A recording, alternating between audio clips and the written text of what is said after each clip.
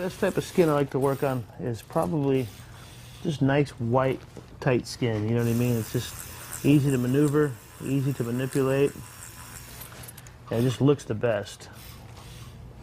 It looks the best because it's so white that every gradient of gray, every part of the gray gradient is going to show. The darker the skin is, the less you could really get into the light grays, so you got to rely on your darks. You have to rely on your dark tones to really pull out the portrait. You kind of have to approach it a little bit different. So the lighter the skin is, the easier it is to work a portrait.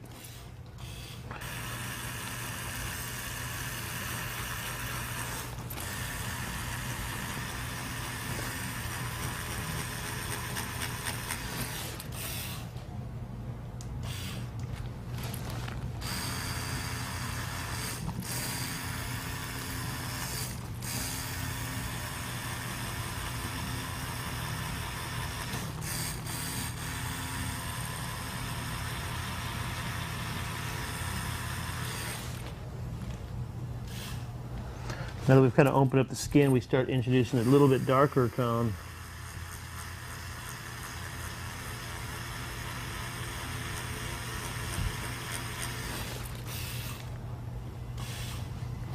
Starting to pull this together and make it look like a really true coat, a darker coat. You know, a lot of times you don't want to do it too light, otherwise it's not going to look correct.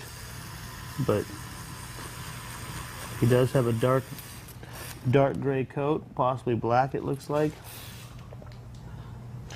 Always want to keep that in the back of your mind, how it's supposed to look, so that you don't go too dark.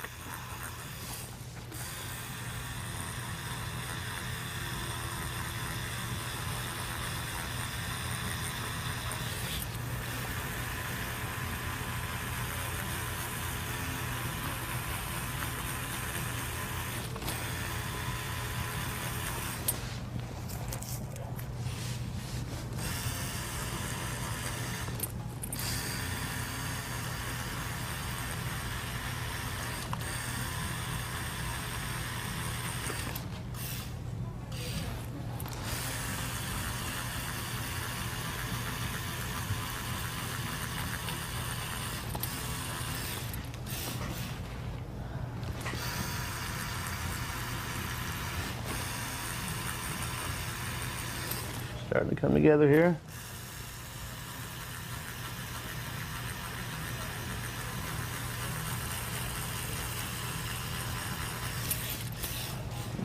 Going over these buttons just to give them kind of a tone too.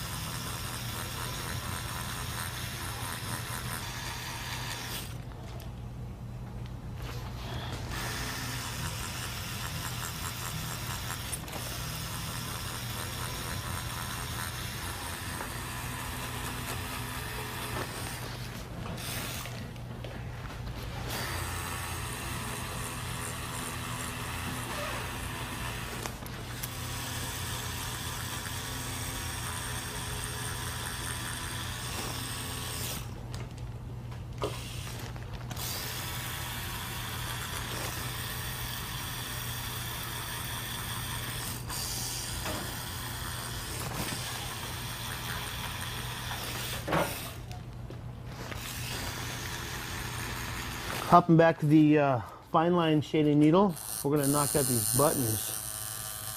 These buttons are pretty much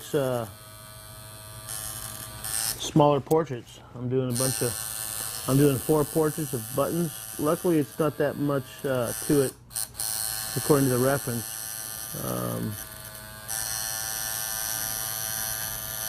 A lot of times when you stare at a portrait and you're doing a portrait and you see buttons or a necklace, it's just a couple strokes of the needle to make it look like the picture.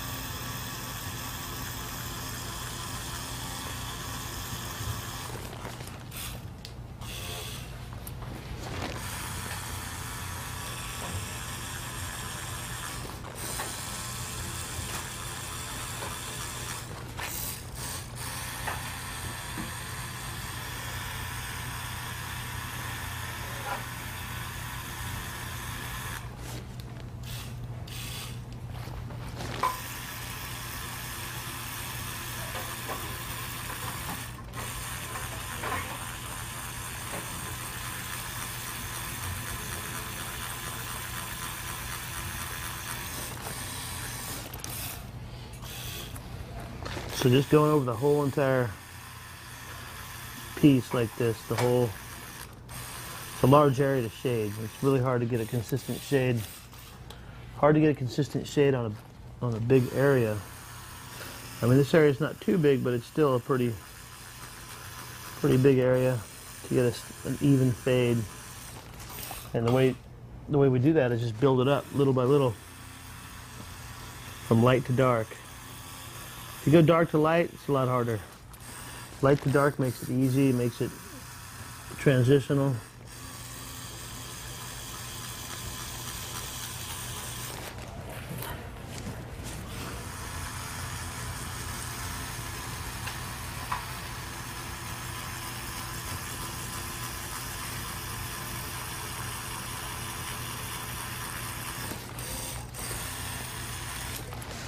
One of the best ways to learn how to do portraits, it's kind of a trick. What it is you go get yourself a portrait by someone who knows how to do them, and you just really study it and watch. Hopefully it's in an area where you can see. And there's nothing like feeling the portrait and seeing it done. That's how I got my first portrait done by Jack Rudy. I was able to watch. It was on my leg, so I was able to watch, and I think that just that one session kind of stepped up my game. Really huge amount. I was able to watch and relate, and I could tell how deep he was going because I could feel it.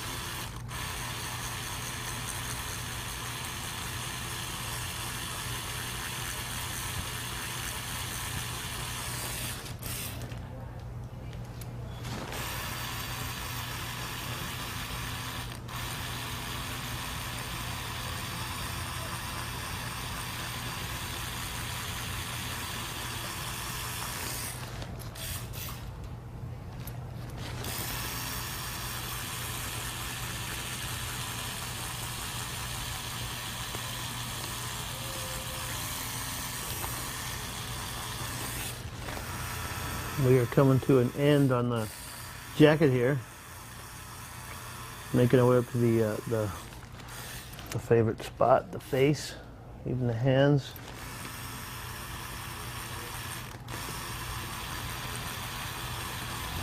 Oh yeah, we're getting close.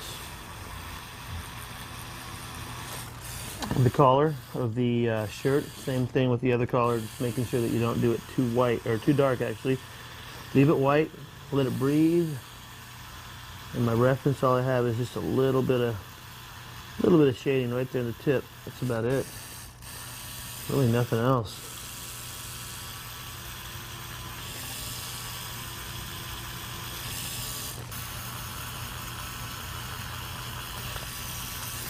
Yeah. Scrub, like a really light scrub.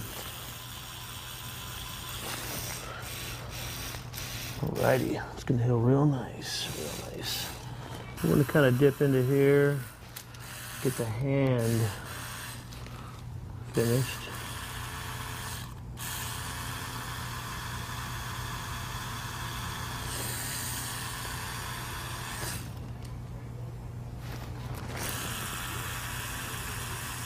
We're using that technique where we're using the tip of the needle.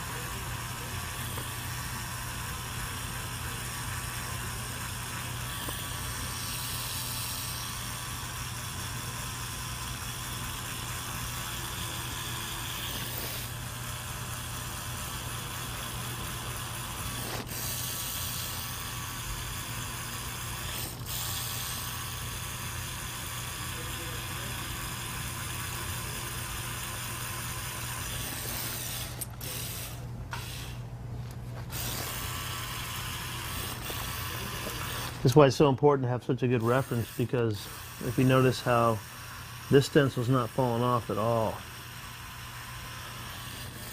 I kind of learned this technique from watching Nico tattoo. He's one of the great portrait artists that does color portraits. But that's kind of how I first learned about stencil stuff. And just watching him tattoo at the conventions, I just noticed how the stencil would not come off at all. And that was so important, because I've had so many times where I lost a stencil and it would just made my job a lot harder. But yeah, I'm very glad you shared that with me.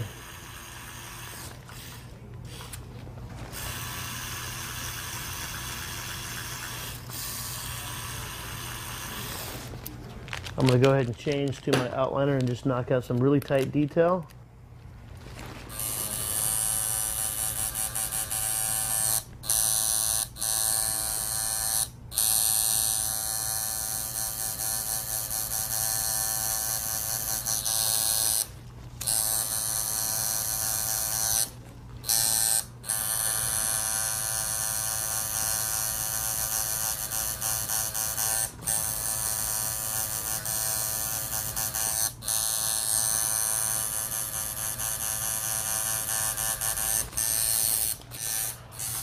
Once again, this needle just allows you to get really deep into the nooks and crannies of the tattoo. And really, there's only two reasons why somebody wouldn't do this. Because, you know, they're just lazy-minded, like I used to be when I first started. Or they don't know. So now that you know, you got no choice but to do this every time. And this goes for every tattoo. You know, you just want to make sure you get in there, whether it's with the outliner or whether it's with the shader. You just want to go in there and just get the detail.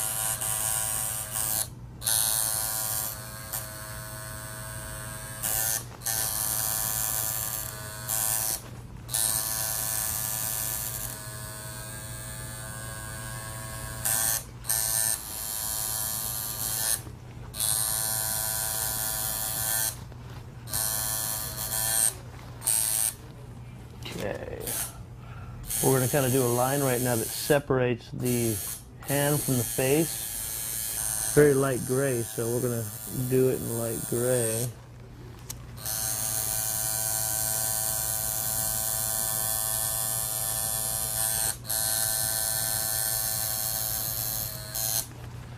The intensity of the black that I'm using right now, especially for that line we just did, right over here, is about a 50%. Just enough to kind of lay down the road map.